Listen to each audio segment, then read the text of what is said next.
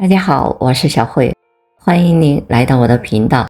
也非常感谢您百忙之中收看我的视频。一杯咖啡能够唤醒沉睡的清晨，也能够照亮疲惫的午后。咖啡以它独特的苦涩醇香，征服了人类几个世纪。咖啡由于其独特的风味以及提神效用，因而流行于全球，是世界上最具风味以及养生效果的饮品，曾被赐名为神的饮料。如今它是仅次于水的世界第二大饮品，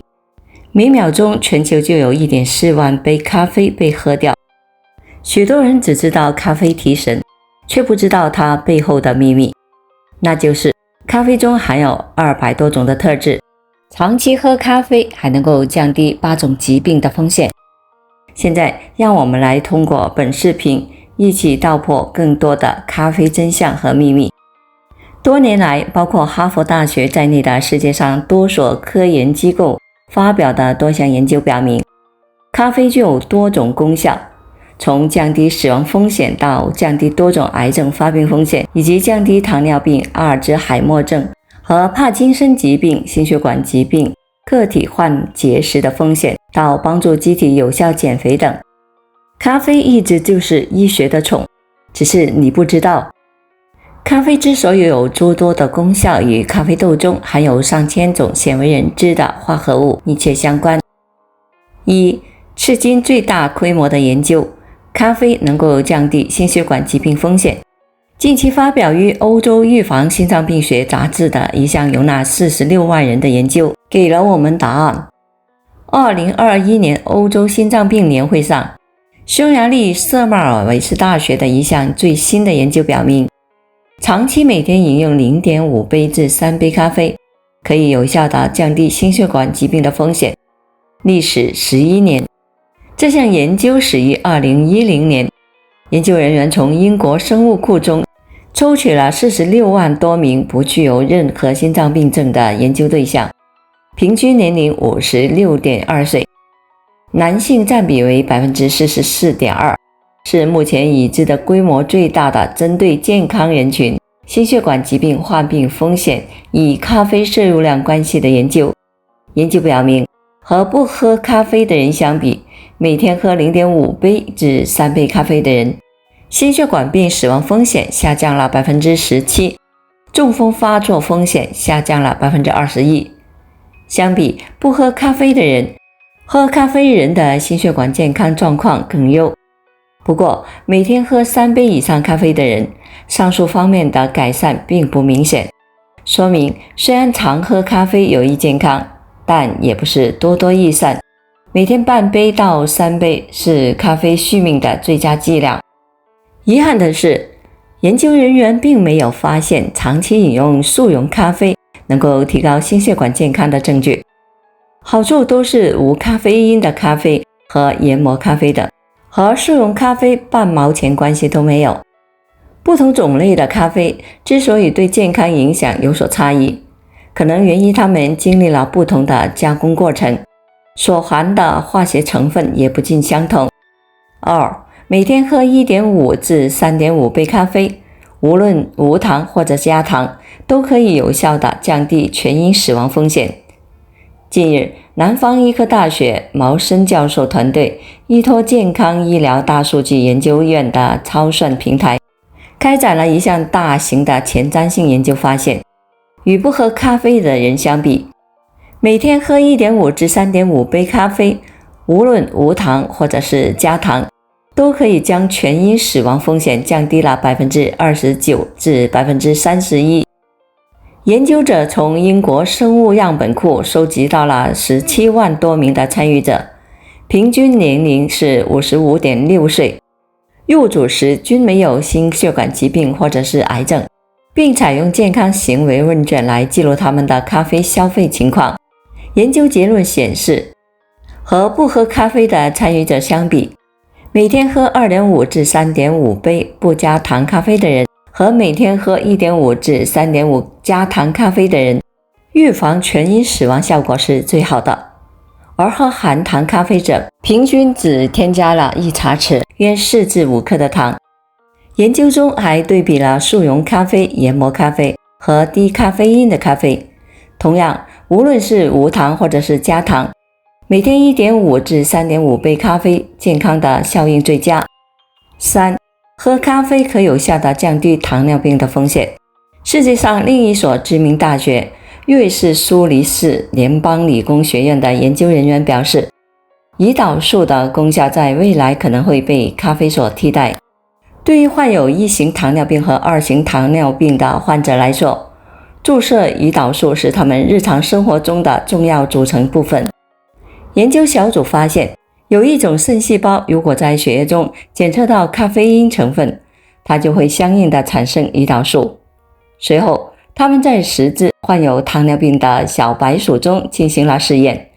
当小白鼠饮用咖啡的时候，它们体内对血糖浓度的控制能力比一般的老鼠都要好。研究人员表示，人的体内也有类似的肾细胞。其实这项实验结果绝不是空穴来风。美国哈佛大学一项针对 12.6 万人进行的研究显示，常喝咖啡的人患2型糖尿病的风险较低。这项研究给许多糖尿病患者带来了曙光。也许未来的糖尿病患者只要简单的享受一杯咖啡，就能促使胰岛素生产，并彻底的不需要再额外注射了。4. 咖啡能够有效地抵御帕金森等大脑变性疾病。近日，一项刊登在国际杂志美国国家科学院院刊上的研究报告中，来自美国罗格斯大学的科学家们通过研究发现，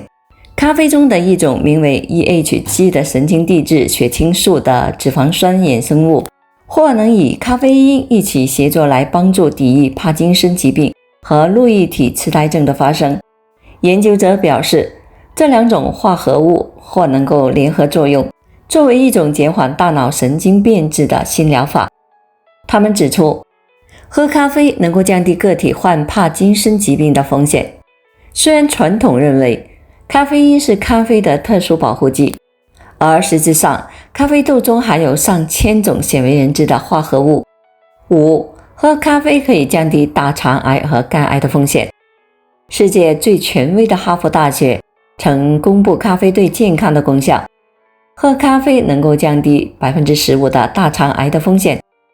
如果每天喝2杯咖啡，能够降低 43% 患肝癌的概率。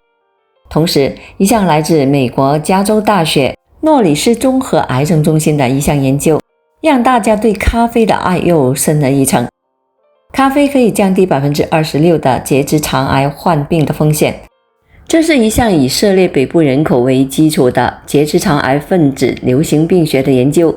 研究对象为5145例结直肠癌的患者和4097例无结直肠癌病史的健康人。研究数据显示，一天喝1到2杯咖啡能够降低 26% 罹患结直肠癌的风险。而且随着咖啡消耗量的增加，结直肠癌罹患风险也会逐步的降低。这一趋势对结肠癌和直肠癌均很明显。很惊讶吧？咖啡因竟然没有单独发挥作用。研究者说，咖啡内含有多种促进结直肠健康的成分。咖啡因和多酚有抗氧化作用，类黑金能够促进结肠蠕动，ALT类物质可以抵抗氧化应激损伤。此外，丹纳法博癌症研究所的研究人员曾在临床肿瘤学杂志上发表的研究称，经常喝咖啡可以显著地降低肿瘤复发和提高结直肠癌3期患者的存活率。这项研究随访了953名接受化疗的结直肠癌患者6个月内的30模式。他们发现，每天喝4杯或者是更多咖啡的患者，咖啡因含量约460毫克，比不喝咖啡的患者癌症复发的几率要低 42%。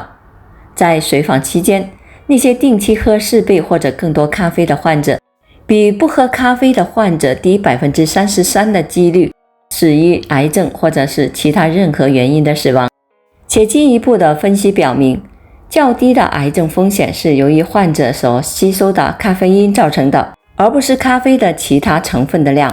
6. 咖啡能够抑制乳腺癌的生长。英国拉恩大学的大学医院的研究人员在《临床癌症研究》杂志上发表的研究结果称，对于被诊断出患有乳腺癌并且应用他莫西芬进行治疗的女性，喝咖啡可以抑制肿瘤的生长，减少复发风险。这项研究针对瑞典1090名诊断为原发侵袭性的乳腺癌的患者，主要评估2种通常产生在瑞典咖啡中的物质，咖啡因和咖啡酸与肿瘤特征和无病生存期之间的关系。研究结果显示，接受他莫西芬治疗至少500名的妇女中，每天至少喝2杯咖啡的妇女，乳腺癌复发风险是喝2杯以下或者是不喝咖啡的妇女的一半，且肿瘤体积较小，发生激素依赖性肿瘤的比例较低。研究者认为，咖啡因和咖啡酸能够导致细胞周期进展受阻，或者是增强细胞死亡，加强他莫西芬治疗的效果。7. 喝咖啡能够降低个体患胆结石的风险。近日，一项刊登在国际杂志《内科学》杂志上的研究报告中，来自丹麦哥本哈根大学的科学家们通过研究发现，喝咖啡能够帮助机体有效地抵御胆结石的发生。研究者指出，喝咖啡能够帮助有效降低人体患胆结石的风险。研究人员对10多万名个体进行研究，研究结果表明，相比不喝咖啡的参与者而言，每天喝咖啡的参与者患有症状胆结石的风险会降低 23%。8. 喝咖啡能够刺激棕色脂肪的活性，帮助机体有效减肥。诺丁汉大学的科学家们通过研究发现，喝一杯咖啡就能够刺激机体的棕色脂肪。棕色脂肪具有抵御脂肪的能力，而且其是解决人类肥胖和糖尿病的关键。相关研究结果刊登在国际杂志科学报告上。研究者通过对人类进行实验，来寻求能够对棕色脂肪功能产生直接影响的组分。棕色脂肪组织也称为棕色脂肪，其是人类和其他哺乳动物机体中2种脂肪类型中的一种，其主要的功能就是通过燃烧卡路里来为机体产生热量。脂肪则是储存多余的卡路里。较低体重指数的人群，往往机体中有大量的棕色脂肪。研究者迈克尔·塞曼教授说道，棕色脂肪能够以一种不同于机体中其他脂肪的形式来发挥作用，通过燃烧糖类和脂肪来为机体产生热量，通常会对寒冷产生反应，增加其活性，就能够改善对机体的血糖控制，并改善机体的血脂水平。而且额外的卡路里的燃烧也能够帮助有效减肥。以上我们为大家介绍了喝咖啡的好处，展示了世界科学家们令人鼓舞的咖啡研究进展。相信随着研究的进一步深入，越来越多的咖啡真相会呈现在世人的面前。咖啡是一个好东西，但世界上任何事物和道理都是相通的。任何一个好的东西，只要配上好的方法，才能够达到好的效果。只有把咖啡喝正确，才能够达到维护健康、预防疾病的效果。喝对了，才能够发挥功效。下面提供的咖啡饮用方法可以供大家做参考。一是饮用咖啡不要过量。美国居民膳食指南对咖啡因进行研究后得出结论，健康成年人每天喝3到5杯咖啡是健康饮食的一部分，但人们对咖啡的耐受量因人而异，要根据自身的情况适量的调整饮用量。二是掌握最佳的饮用时间。美国神经科学家们计算出来的每天喝咖啡最佳时间是在上午9点30分至11点30分。